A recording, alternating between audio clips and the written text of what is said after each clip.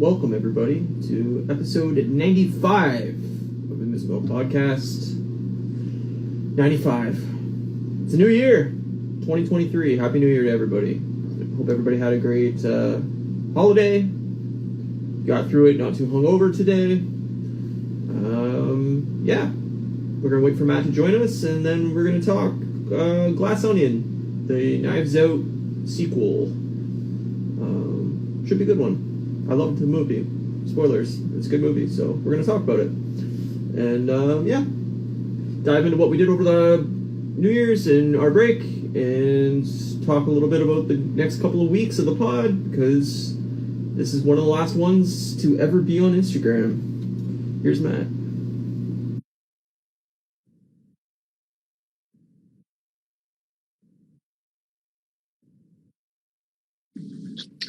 Here's me. Here's Matt. Look at he's so beautiful. I am? Man, sure. I didn't sleep well at all the last day. I'm like so tired. It's fucked. Well, I'm hungover and shit, so it's good. Oh boy. I'm assuming you had a good night last night? Yeah, it was fun. We just, just three of us kind of hung out, played some video games, stuff. It's crazy. Nice. That sounds pretty fun. I drank for the first time in 4 months, and I regret it. Nah. That's funny. Yeah, I did. I was actually just going to ask Ryan if he had... Lazarito says, did you hear about Jeremy Renner? No. I guess he was like... He has like some ranch, I guess, somewhere, and like they got hit with a real bad snowfall, and he was like plowing, and he had an accident. He's in critical condition. Jesus. Yeah, I think it just happened, or like it happened today at some point, but I think the news thing just went out like recently, in the last couple hours. So pretty crazy, eh? Yeah, an hour ago. Critical but stable condition. So probably like a heart attack or something, you would assume. I don't know. Maybe I don't know. I was wondering if maybe the plow stumbled down the hill or something like that, right? Like he was the one actually plowing it. So yeah. Hello, Blake Griggs. Happy New Year's.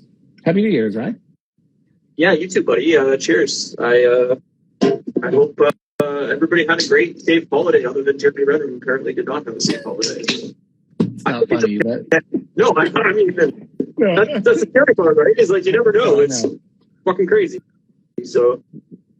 Yeah, man, I know. That's, hopefully he's okay. But yeah, that's a crazy thing to start with, so... Light Blue Ranger, any recommendations for pulling 3D models from video games? Yeah, I don't do any 3D stuff at all, man. So everything's by hand for me. I play a lot of video games, but that doesn't help you, so... You can't help us with that? Come on.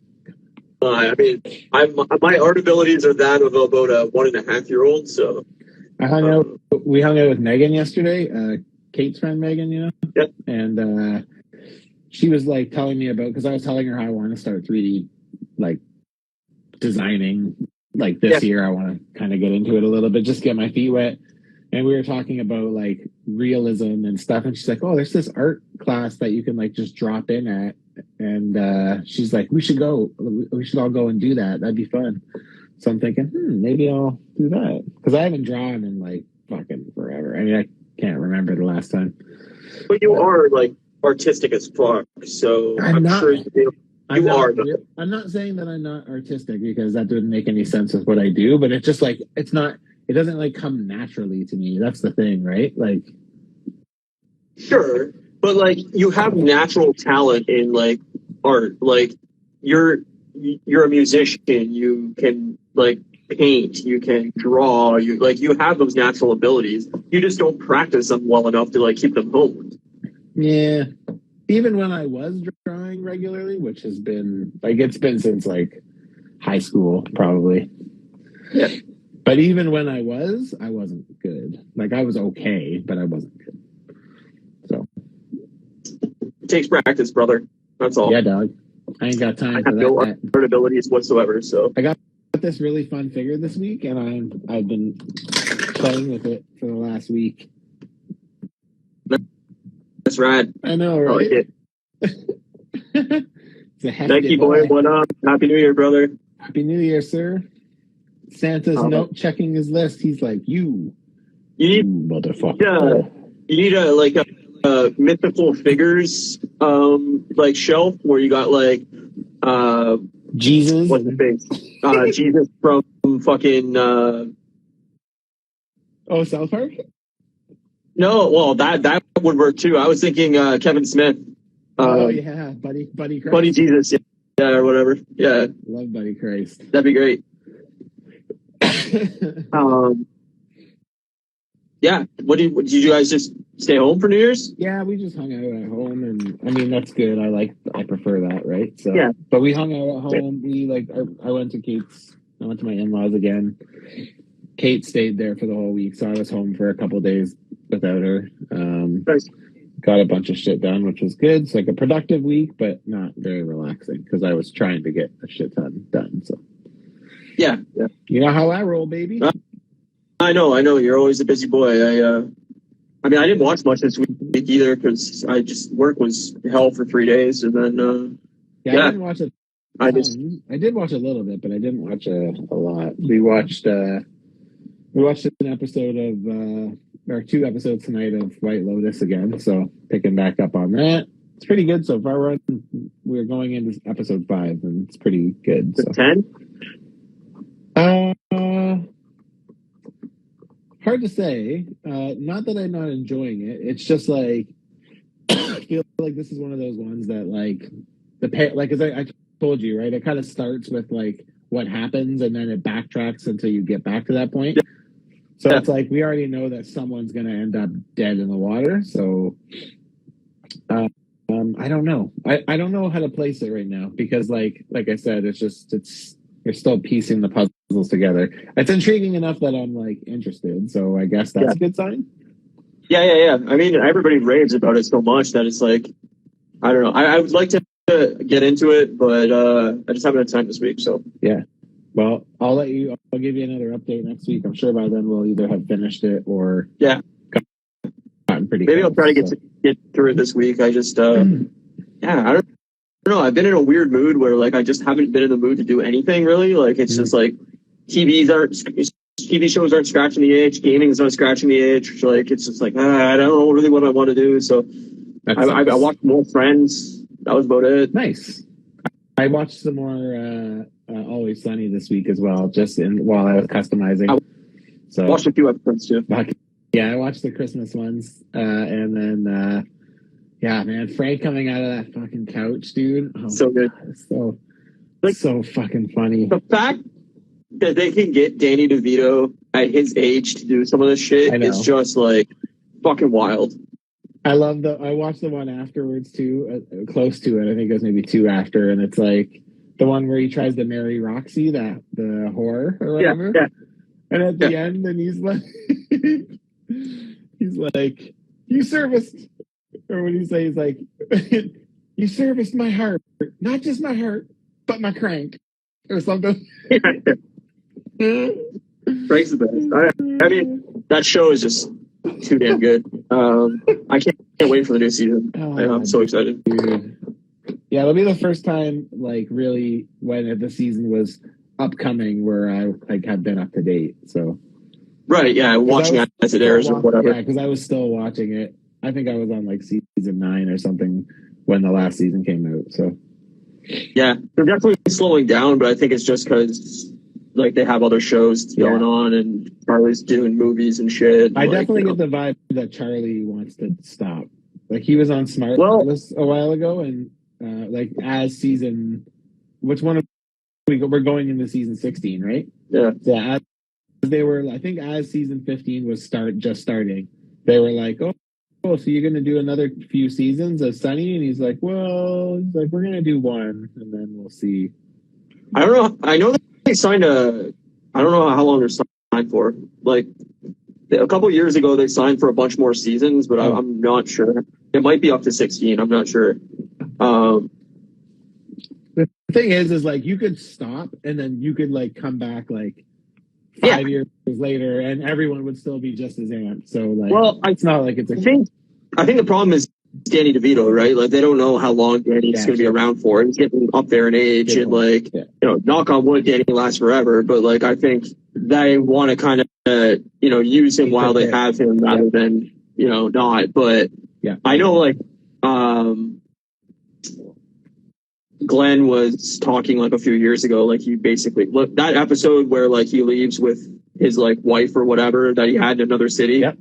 And like that first episode of the new season, when he's not in that episode. Like the rumors during that off season there was like he was not coming back to the show. Right, I remember that. And Yeah, then so like they just come back and they just resume like nothing ever happened. happened. Yeah.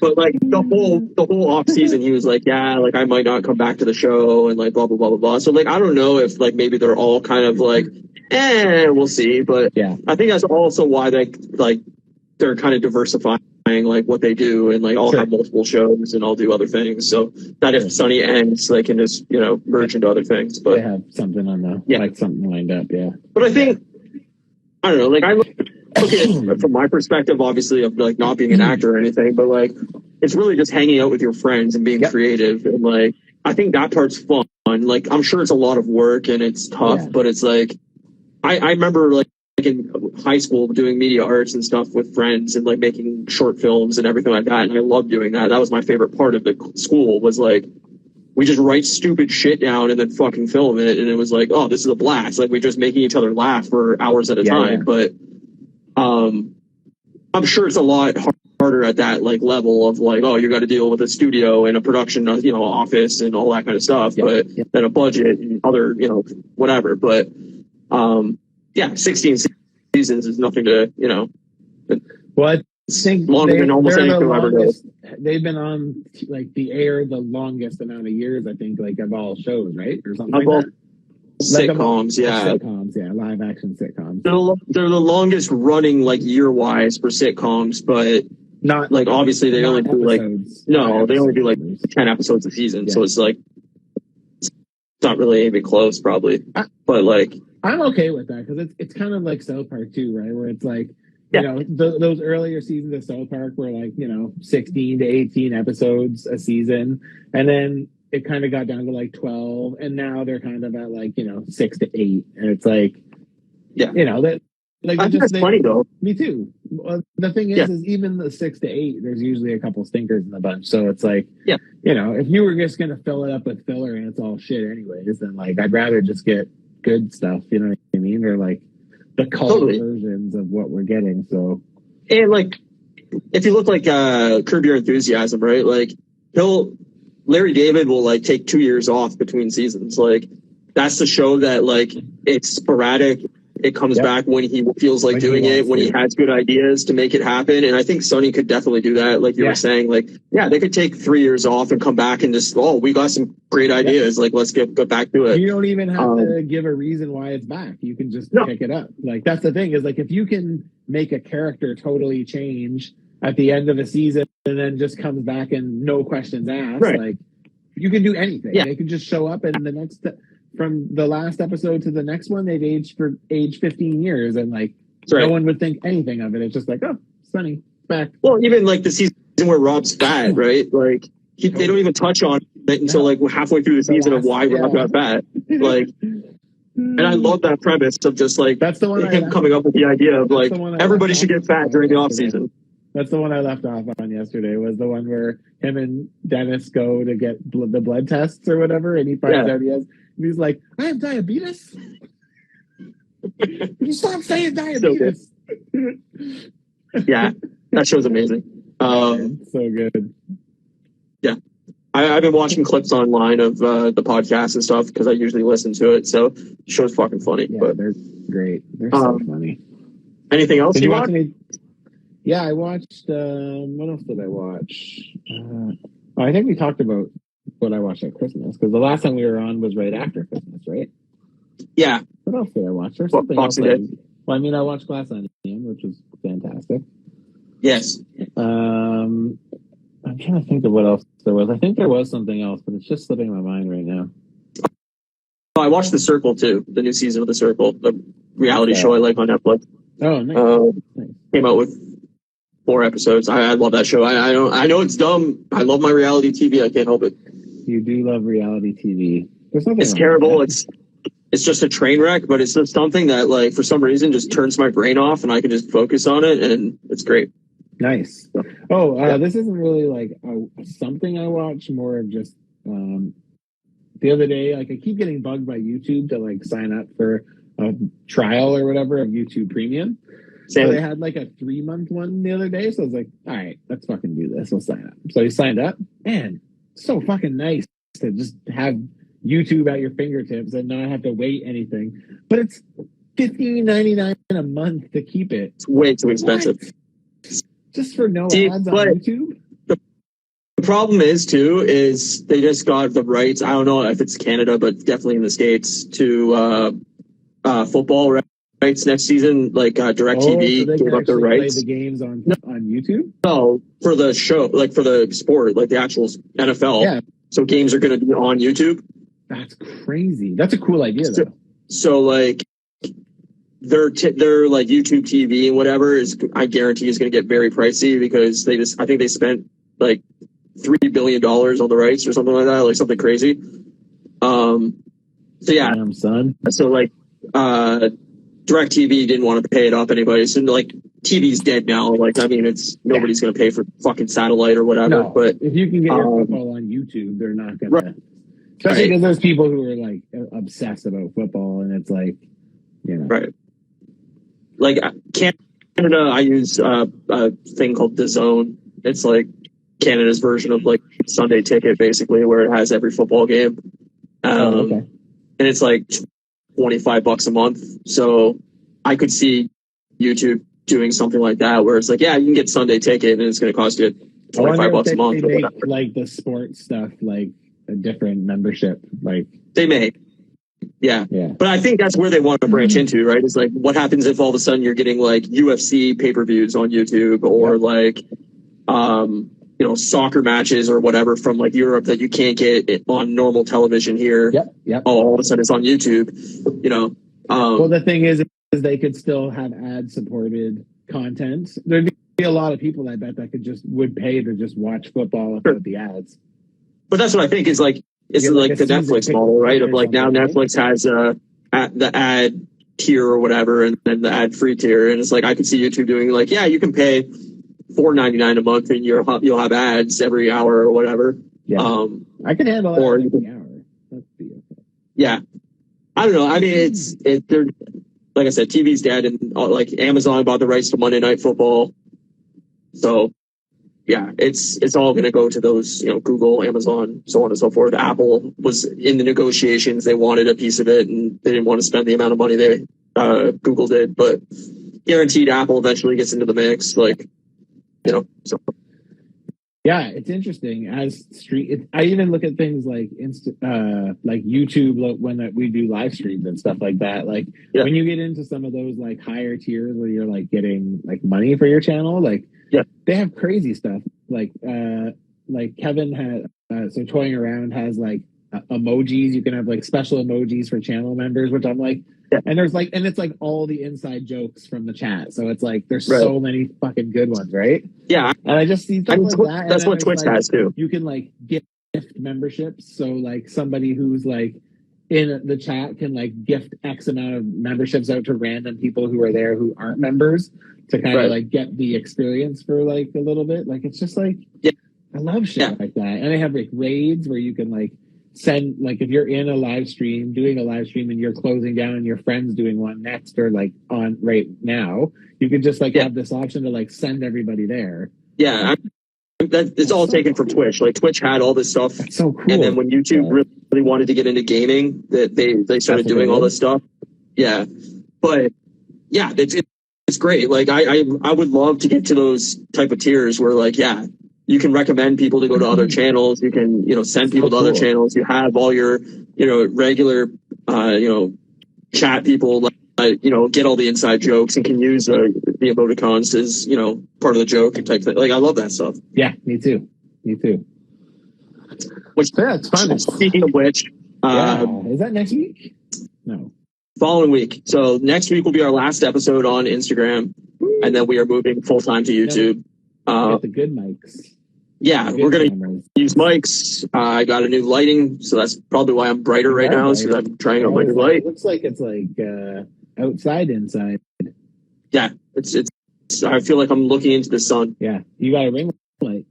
Yeah, well, I had a ring light, but it was just a small one, and this one's way bigger. So, You got an 18-incher, didn't you?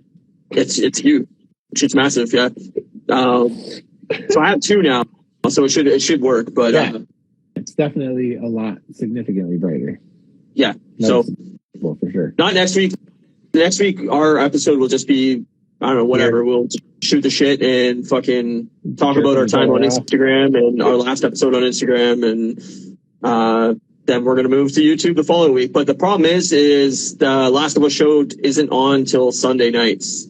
So I don't think we can start talking about The Last of Us next week. We're probably going to have to wait till the following week. Okay, we'll have to figure something out. Because anybody, I don't know, like, we're open to it. Let us know. Yeah, well, it's on. I don't know what time it's on HBO, but I figure by the time we can get it streaming and like, unless we're gonna watch it live, which I highly doubt, we'll probably have to do it the following week. So yeah, we'll be like Southtown 6 days behind. Southtown Paint App says, "What up, bros? Happy 2023 to y'all. Thanks, man. Happy New Year. Happy 2023 to you." Yeah, we'll figure it out, man. We'll find, maybe the first week we'll just do something like more chill and whatever. Yeah, I think maybe we could just do like looking into the year of like all the comic book movies and shows and just go over everything and what we're excited for and go that way. And then the following week we'll do Last of Us, and then that will land us into Ant-Man sometime in February. So cool. Yeah, that sounds good to me. I like that. Okay, that works. There you have it. There you have it. So next week's the last week on Instagram. Yes. So go over to youtube.com/@moosemilkmedia. Follow, subscribe. Media. Because that's where we will be. And I am going to attempt to try to get us on Twitch as well. That's a good idea, I guess. You can co-stream both, so it would be on at the same time live. I haven't tried it, and I don't know how like demanding that is on the internet or whatever. So I want to try it first before we actually do it. Yeah, but I think that's a good idea. Yeah. So if you prefer to watch Twitch, we can do that way. And then I also want to start doing game streams regularly on Twitch. That's a good idea also. It's just hard. Working full-time midnights, it makes my time very limited, but and it makes that's my New Year's resolution. Right? What's that? It makes your schedule kind of weird too. Yeah, well, it's there's no good time, right, to stream. Like when I get home at 6 a.m, who's going to watch who's going to watch game stream? Totally. And by the time I get up and like get dinner ready and stuff like that, I only have a few hours before I have to leave for work, so it's a challenge. But yeah, I'm just going to stop sleeping, I think. Good idea. Yeah. Glass. Anything else that you watched this week? We should get into Glass Onion. Okay. Yeah, I'm good with that. Okay. So for people that don't know, Glass Onion's on Netflix. It's a sequel to Knives Out. It is. So if you haven't seen Glass Onion yet, we're going to spoil it. So that's your warning. I see it. It's pretty good. It's very good.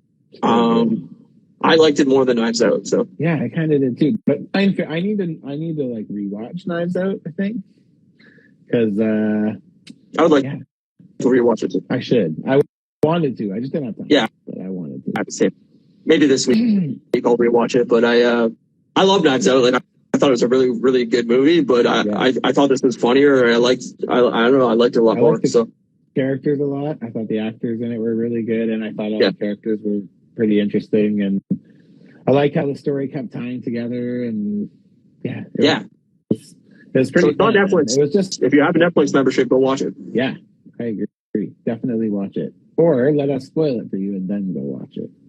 Yeah. So the only returning person is fucking Daniel Craig. Daniel Craig, yes. And I like that kind of premise. Like I like kind of when shows do that shit. It's like kind of talking about White Lotus that same way of how it's like standalone seasons. And I like that Knives Out and Glass Onion are basically standalone. Like you don't really need to see one to enjoy the other at all. No, it's just knowing he was in the previous one really doesn't add that much to it. No, like he's the same character. He plays like a detective, basically. That he's like the world's greatest detective, basically Sherlock Holmes type shit. But not having seen the first one isn't going to make you go, "Oh, I don't know what's going on in this movie at all." Like it's completely standalone. So yeah, I like that. Yeah, I thought it was really good. I thought there was like kind of like a few different points where like everything kind of turns a little bit and like kind of like shakes up the plot and the story. And I thought that was really fun, and yeah, I was surprised at the end. So I also love that too. I find it so funny too that it's directed by Rian Johnson, who did the first one and like did Episode 8 of Star Wars, and I hate Episode 8 of Star Wars. Also hate it, and I love his other movies. Like it's just such a weird.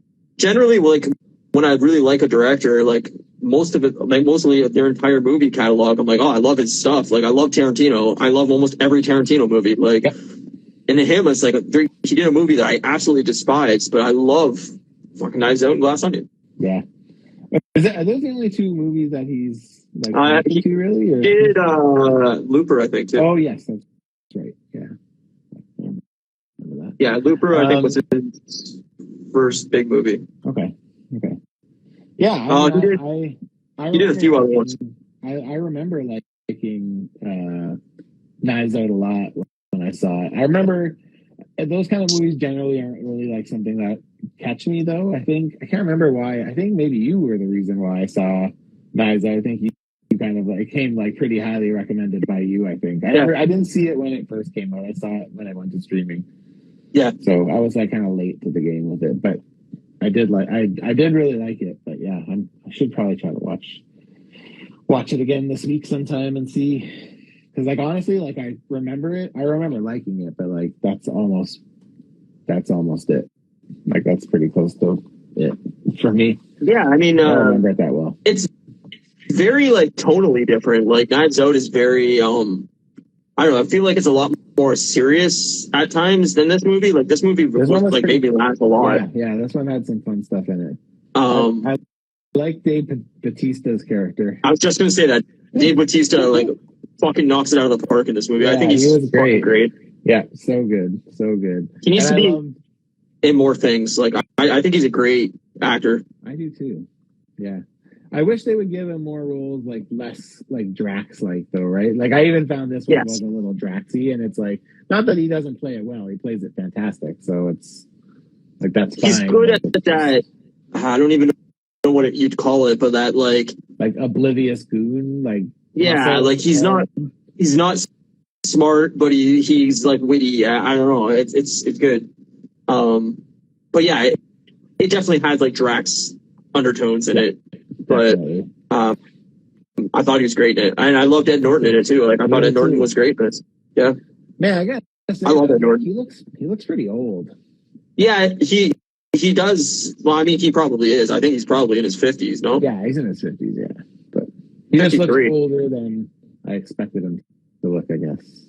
Yeah, but I mean, the last movie I don't look old, but I just mean like he's yeah. I just get seeing how everybody else seems to age in Hollywood. It's like it's pretty shocked. I don't think I've really seen him do much since. That's what I mean. Yeah. And Hulk's like 12 years ago. Yep. What else? I want to look real quick, but like, yeah. So I mean, since the last time I really like seen him do anything was like a while ago. So that's probably why he's like looks aged. Yeah. You know, it makes sense being out of the public eye. Yeah, exactly. But I liked Hulk. Like I don't know. I think Hulk's such an unfairly criticized movie. Yeah, so I don't love it, but I don't mind it.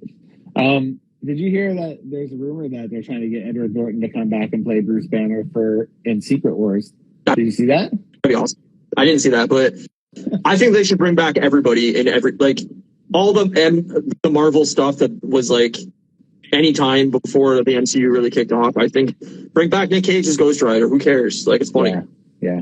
That would be pretty funny. I mean, that would be the time to do it before they get rid of the multiverse stuff. So. Yeah, totally. Like, it doesn't have to be a big role. Yeah, it'd just be funny for the cameo. Cameo. Getting back to Knives Out, sorry. I like the twist again. This is kind of like a big spoiler. This is like one of the twists, like kind of one of the midpoint things with what's the girl's name? The one who's got the twin. The twin is what I'm talking about. Like that twist where she's not actually who she is, but she's a twin. She's the twin of her, and that person like playing that her sister, like Andy. Yeah, I fucking loved that. That twist when that happened, I was so confused because I was like, what? Like, why is she talking like that? Like it kind of flashes back to like, detective's name. I can't remember his name. Benoit Blanc. Blanc, yeah. And him talking to her, and she got a different voice or whatever, and I'm like, what the fuck's going on? Yeah. And then we find out that it's actually her twin sister, and her twin sister died or whatever, and she's got to go and figure out what happened, and changes the whole. It just like the whole story, just like, all right, new story now. But it has like 2 or 3 of those moments where it turns it on its head. Like that's why I like it when so they much. when they first get to the islands and Ed Norton's character is setting up like the murder mystery. I thought that was going to be like the plot of the movie. I was like, oh, so they're all going to the island for like a fake murder mystery party, and that's going to be like his character is going to have to try to solve this like fake murder mystery. And then I thought like the twist was going to be somebody actually gets murdered during the murder mystery or something like that, and like that would turn it on its head. But no, like the movie completely pivots, and it's like, oh, whoa. The characters you think are who they are not who they are. And like, when they get to that island and, they're like talking or whatever, and you see like his like burnout slacker friend kind of walk through the frame, and like, I think it was like Daryl or something like that. And I thought that he was going to be like a big part of the movie. I was like, oh, it's this dude. As soon as I seen him, I'm like, it's this dude. He's going to be the murderer. Nobody's going to suspect him because he just like walks through the frame and like he's just like this burnout.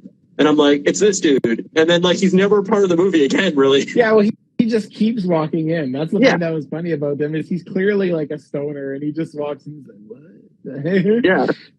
Yeah. It's like if you bought a private island and I just lived there as like a stoner friend, you know? Or if I just lived there. Sure. Too. Sure. I mean, you smoke more than I do, sure, but yeah. I thought that was really funny too. Like I like that guy and just kind of being there and like, what the fuck's going on, man? Yeah, there was a few, but again, like it's crazy because you start formulating in your head like what's happening, and you start putting together your thoughts. Totally. And then the shift happens, and like it's like a big shakeup, and it's like a totally different story, and you're just like, oh, all right. So I guess we're we're starting over. Start playing detective, and you're not even solving the right case. Like you're somewhere else, and I like that it's like a Shyamalan movie, right? Like it's a twist after twist after twist to keep you on your toes. I think where Shyamalan movies fail is like once you know the twist, it kind of ruins the movie. But I feel like this is totally rewatchable.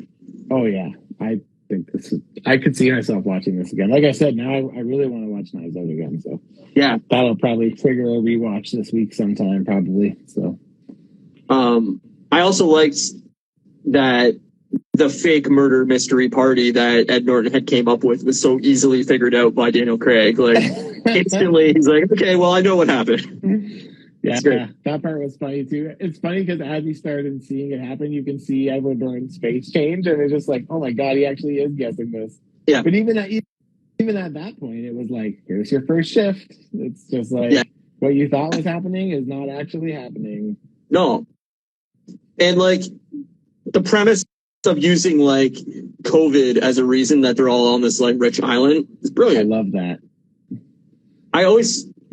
I'm surprised that not more movies have used COVID as like a plot device. Yeah, you know, it worked especially well here.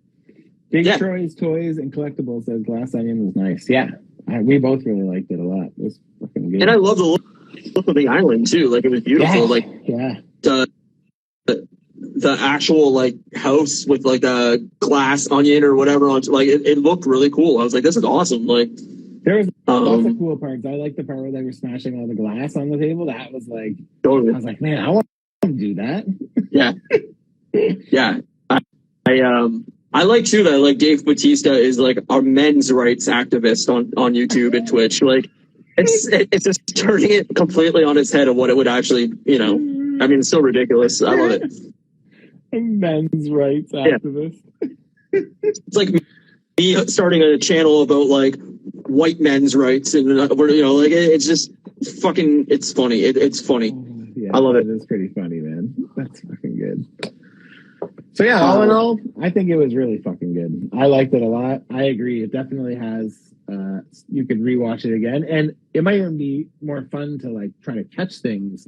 It's one of those movies that like it would be cool knowing how it ends, like going back and watching through it and seeing what you missed the first time.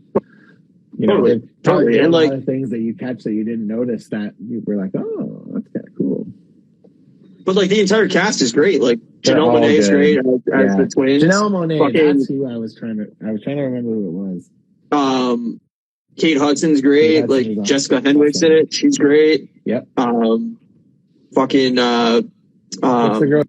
Catherine Hahn. Catherine Hahn. I was gonna say Agatha. Yeah, she's great. Like I don't know, the whole cast I love. Like I really hope that, I mean, he's already talking about doing the third one, and like I hope they keep coming. Like I just a new case, a new cast, keep like changing like locations and everything like that. Like Yeah, they I don't think it's even need just to be connected. no, not at all. Just keep That's the having thing, Daniel Craig in it.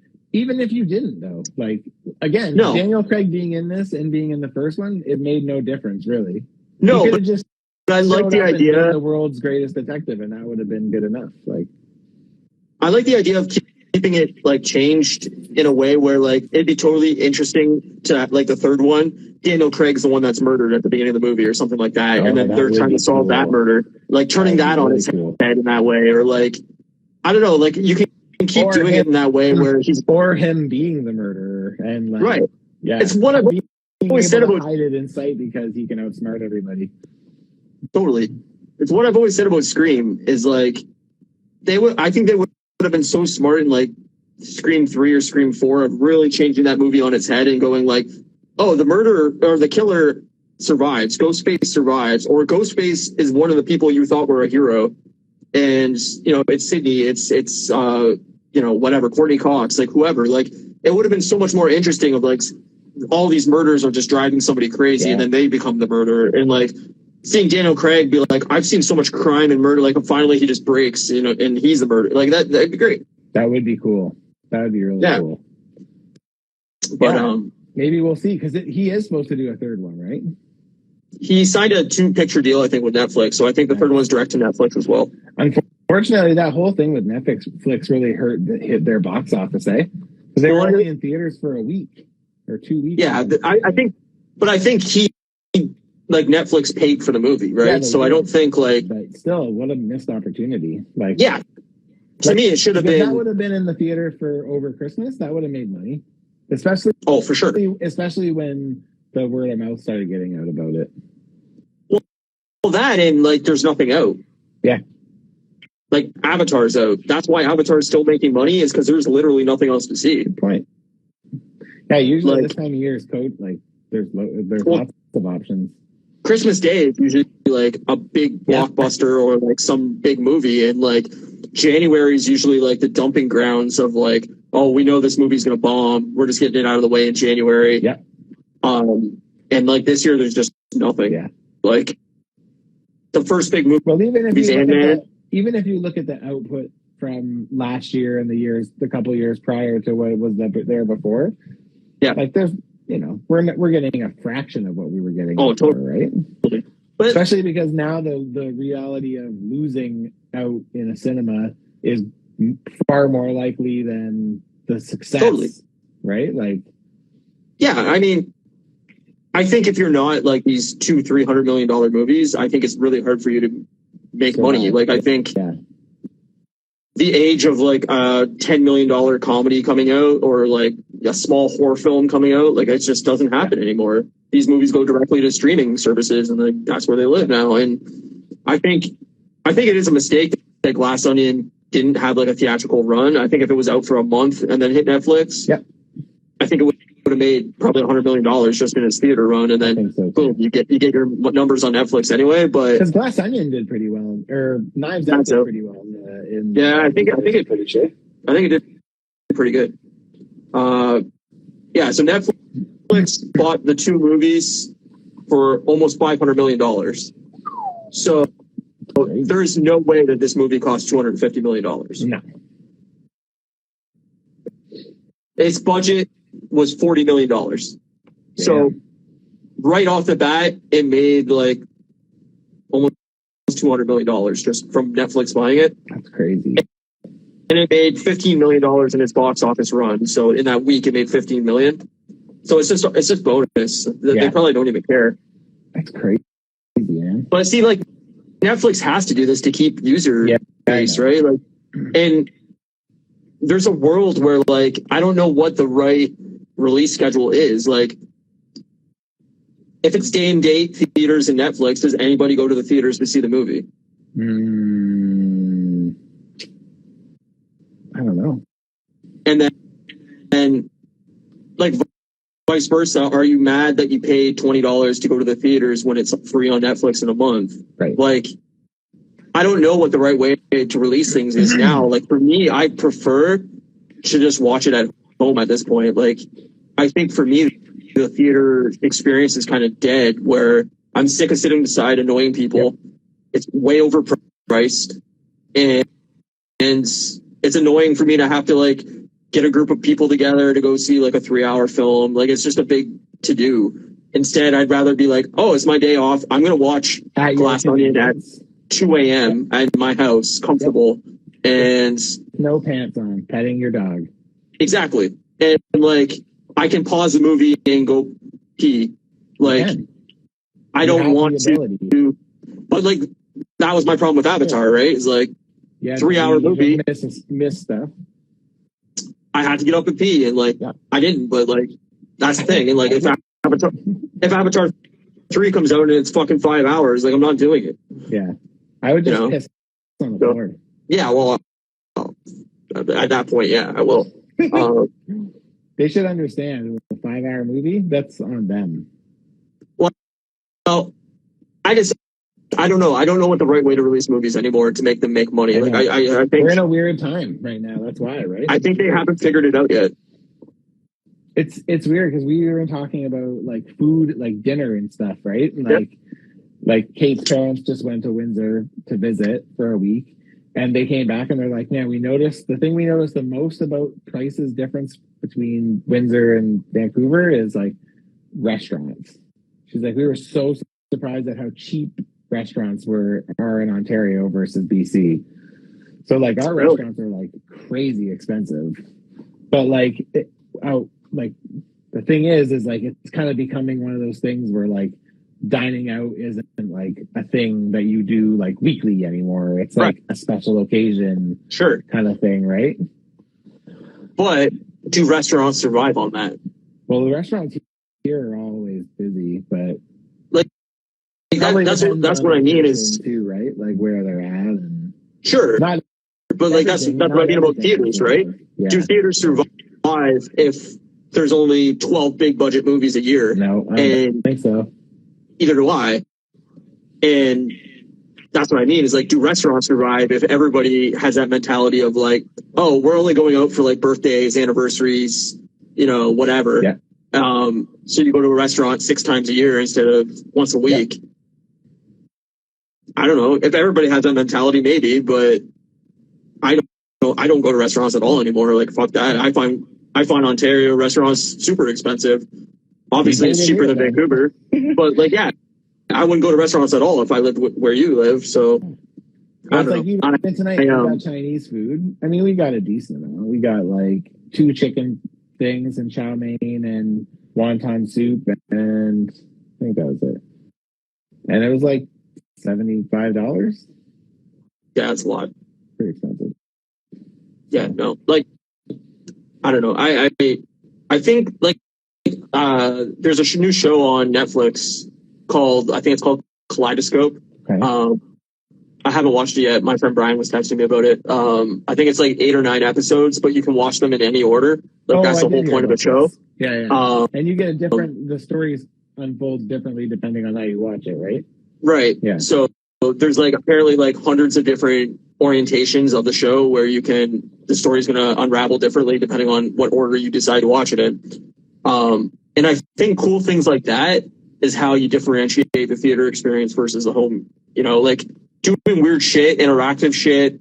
I know Netflix has tried a few like interactive shows and it hasn't really worked out, but I think that's where you kind of can do something new and different if you have the right creative people behind it. Yeah. I don't know. Well, like, imagine something like Knives Out with an interactive, right? Or Glass Onion with an interactive component to it. Right. Like you almost make it a video game at the same time, but like it doesn't require a skill set of like, oh, you need to understand how to use this controller. You just have to make decisions, basically. You make decisions. You can watch it in a group, and the movie will unravel differently depending on the decisions you make. Yeah. It has replay value because you can make different decisions the next time. Yeah. I think if it's handled well, it might work, but like gimmicks like 3D and stuff clearly haven't worked out. So I don't know. Is it just a gimmick? Maybe, but I think that's how you can. People who don't want who watch TV and just want to watch TV and don't want to play. But I think you give that option as well. Yeah, that's true. Like, I think you set it up so it's like you can watch Glass Onion and it's a movie and you can sit there and watch it, or we have like an interactive Glass Onion where at certain points during the movie they're going to throw an option up and you choose one direction and the movie kind of unravels it differently. And does that work? I don't know. Does it make it a good movie still? I don't know. But like, I don't know. You have to differentiate yourself and make people want to watch these things. Yep. And like, even with football, like on going to YouTube, like we were talking about, is like, what can YouTube do differently than network television didn't for the last 30 years of watching football? Like, is there some way they can make it a different experience? And my thing forever was like, if they incorporated VR into sports where they set up a camera like midfield and you put on your VR helmet and it's like you got front row seats and you're watching the game through your VR helmet, like you can turn your head and the camera moves with you and everything like that. I think that's like something where I would pay money to stay home and watch a football game. Very immersive. That'd be cool. Or like concerts, right? Like concerts get super expensive, but how awesome would it be if like, hey, the Blink-182 tour is sold out, but you can sit in on the live performance front row through VR. Amazing. And like, I think that more things have to incorporate that. VR hasn't like penetrated the market that well, but it's going to more and more. I mean, it's expensive, but I think for certain people that would make it more worth it, Yeah. I mean, if the option to do concerts virtually and they were like actually well done, like, man, I'd probably buy one if if it was good and the experience was actually good and like enjoyable. Yeah.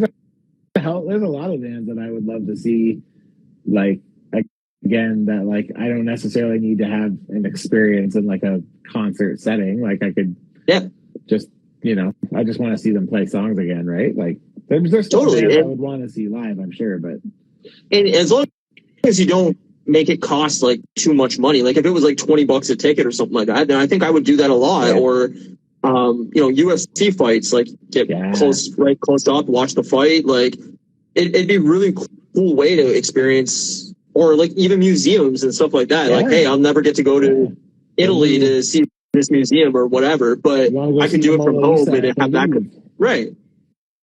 And I don't know, like to me, that's where VR has to go, is like educational, but also like interactive with sports and stuff like that. But that's how you make these movies kind of new again too. Yeah. Is you could have some kind of incorporated VR thing in them where it makes it as you're kind of part of the movie, You could do a Home Alone version and you could play the robbers and there could be someone that burns your head with a blowtorch and makes you slip on Hot Wheels. I mean, this sounds dangerous, but I'm in. I'm also in. So yeah, I don't know. That's where my mind goes, is like, that's how you make something kind of interesting and new again. But yeah, that would be pretty cool. I don't know. Yeah, it'd be interesting to see where we go. I mean, like, that's the thing is, like, if the theater does indeed die, then, like, it's different now, right? I mean, these people all make millions and millions and millions of dollars, but they have to come to the reality that that's probably not going to happen anymore. Or do the studios find new ways to bring in all this money so that way they can still continue to pay their movie stars, you know, $400 billion per episode? And like, but it's the same as music. It's the same as all these things, right? Is like, but the thing does is, the music is like music has like, the thing is like, I agree with you with the, like, even a band that doesn't tour, like, to do a VR thing where they play a live show, but it's not to a crowd. It's just like them in like a studio somewhere, and they sell tickets for people to sit in and watch it on like something like that. Like, man, I mean, it wasn't VR, but like, I paid for live streams for Starting Line in 2021, and like, I fucking loved it, man. And man, I got my money's worth on it. Like, I literally watched all of them like 4 or 5 times in the 3 months I had access to it. Like, I just would put it on in the background and listen to it, and it was like, it's fucking sick. Yeah, like, there's a lot of bands I do that for. I think live music, like, kind of, you need an audience. I think that's part of the enjoyment of it.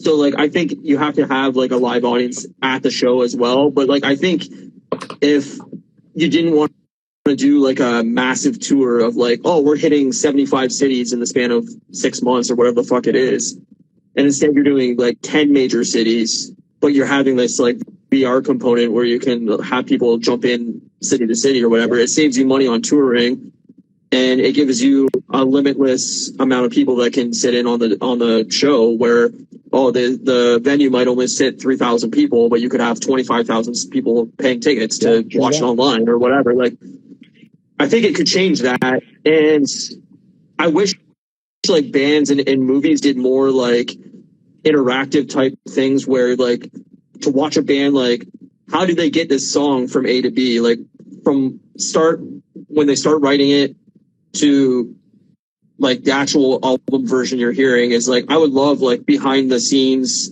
access of like watching those kind of documentaries and stuff like that. And I'm surprised more bands haven't done that. Like, seeing that Beatles thing last year or the year before, whatever, and watching like musicians you respect and appreciate their music and how they got certain hit songs together. Like, I think that's interesting, at least for me. Yep. So me too. That was one of the things I found most interesting, was like watching the birth of like some of these like classic songs, and you just like, you know, you hear it. It's like they stumble upon it, and you're just like, whoa! He just like came up. I can't remember which song.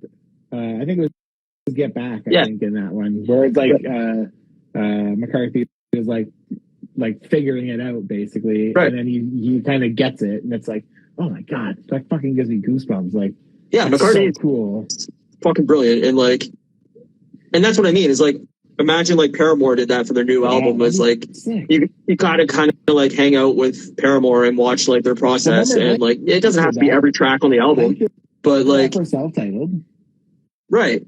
But like, I felt like we got that more in the 90s and early 2000s. I agree. As like bonus things on CDs or like whatever, but like now that's gone. You don't get any of that through Spotify or anything like that. So like, to me, that's where you make your money back. And like, movies could do that too. Is like, okay, what was the thought process on getting from Knives Out to Glass Onion, and like, you know, what are some of the behind the scenes like stuff and like extra footage, or like, even like for Avatar, like I would watch a documentary of James Cameron saying like, this is why this movie took so long, is because I had to figure out how to shoot underwater, and like, this is the process we went into of like the tech and understanding like the actor side of it, of like, how do they act and get their thoughts and emotions across in this situation, and like how 3D incorporates that. Like, I think that stuff's really interesting, and you don't get that anymore because we don't buy Blu-rays or DVDs. There's no bonus features, like, you know.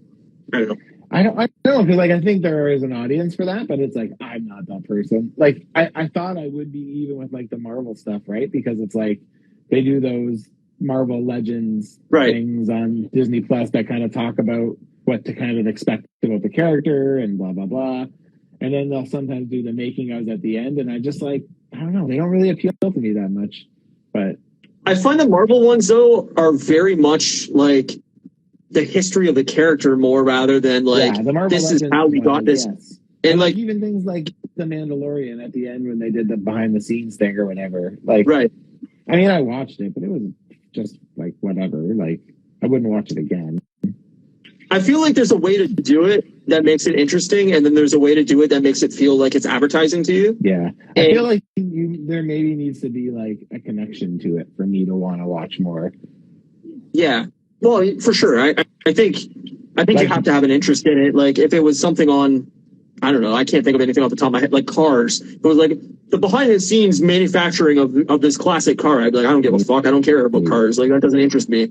But like seeing a Marvel movie from A to B is at like the adaptation process from like, oh, it's this hit storyline from this comic book, and we knew that we had to change, you know, scene A, B, and C because it doesn't work in modern times, or Right. it hasn't aged well, or you know, because we've already done this in this movie that this wouldn't make sense anymore. But we wanted to take this idea and how do we incorporate that in? And then seeing the process of like, okay, now we got that. How do we get that on screen? How do we do some of these special effects, like stuff like that? Like I'm interested in that type of thing, but you got that on DVD menus and you got that on Blu-ray menus back in 90s and 2000. You don't get that anymore. Back in like that day. yeah. So I don't know. I think that's where you could kind of differentiate Netflix from theater is like, give me these bonus features, give me like Yeah, cast interviews or whatever, but don't make it feel like you're a commercial for the movie. Like I want it like something that would actually interest a fan of that thing, you know? have you watched? I feel like I've asked you this before. I probably have. Have you watched the movies that made us or make us? Yeah, or I've made watched us? a few episodes, yeah. Yeah, those are pretty cool. I like those. I like some of those. Yeah, I mean, I guess but again, see, that's from the fan perspective. Yes, that's true. And that's why I like it, is because it's a fan of that thing explaining and having the knowledge of how that thing was made, Yeah, rather than the director or the network or whatever saying, we want you to see this movie, here's a scene, and it's like, it's basically just another trailer for the movie, right? Like, yeah. that's where I don't like it. I'm like, oh, you're just advertising to me. I don't want to see this. That's why I like the toys that made us too. Yeah. That they also do the same thing. It's like it's pretty cool because it's all these people who just are huge nerds about all these different properties, talking about everything about them. It's pretty cool. Totally. Yeah, I don't know. I mean, we've gone off on a tangent completely, but I just, yeah. If that's the future of movies, like that's the way you keep, I think, people interested. And Yeah. I don't know.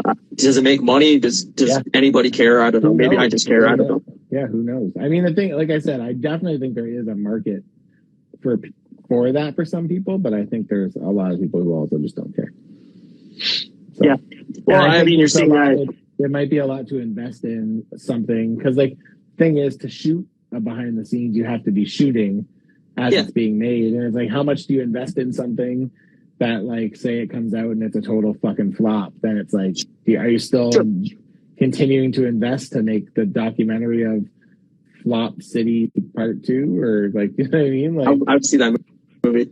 I love Flop City. No, but I think of it like the Beatles footage they held on to for Forever. 60 fucking years. Yeah. And it's like, think of like a movie like a big fucking like Jurassic Park or whatever that was like early 90s, and then they never showed you any footage, and all of a sudden, 2050, they're like, hey, this is how this movie was made in 1990. Like, I think future generations would dig that kind of aspect of like this ancient fucking, super old thing, like how it got made. And if you don't shoot it, then you can never have it. Like, you can't wind back the clock, So I don't know. You're right. Like, if it's a big flop, then the footage is useless. But it's already. I think anyway. So yeah. I don't know. Yeah, I think you kind of know what you have at certain aspects. So, like, I think people know generally if this movie is going to be worth seeing or not. Yeah. I don't know, but yeah, I don't know. I'm a nerd. I'll watch that shit. I'm also a nerd, so I get you. Yeah. I Anyway, understand, dog. I understand. Knives Out and Glass Onion, very good. Great. I recommend them. I highly recommend Glass Onion and Knives Out. They're both fucking dynamite. So if you're looking for a new movie, I go over and watch that. Get your ass over there and watch it. Exactly. That's it. That's all I got for this week. That's all I got too. Next week, final episode on Instagram. So join us as we say goodbye to Instagram and let it burn. Yeah. We're going to piss on our cameras. I already have.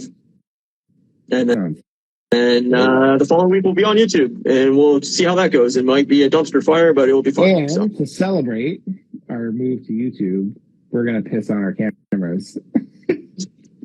Either way, you're getting pissed. Back-to-back weeks. Just pissing all over the place. So follow us. I'm doing something fun on Whip Wednesday this week. I was having a discussion with a customer. Well, he's a friend, but he commissioned me to do something for him.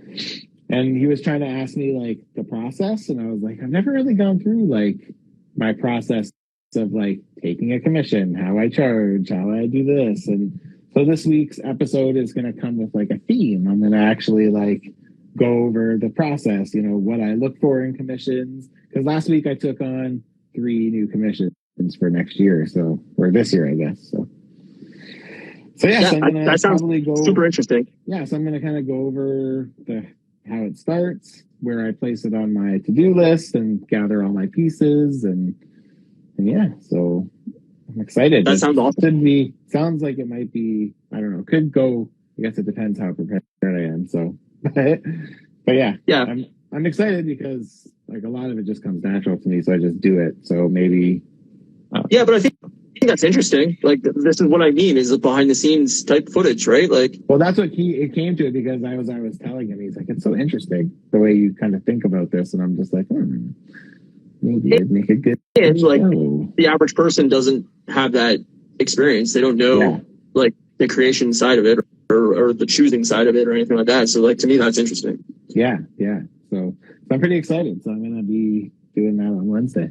So, and I got so go follow his YouTube channel. I have a ton of guests lined up for, well, probably late January and then February. So pretty excited. Probably going to do like every couple weeks, I'll have a guest. So.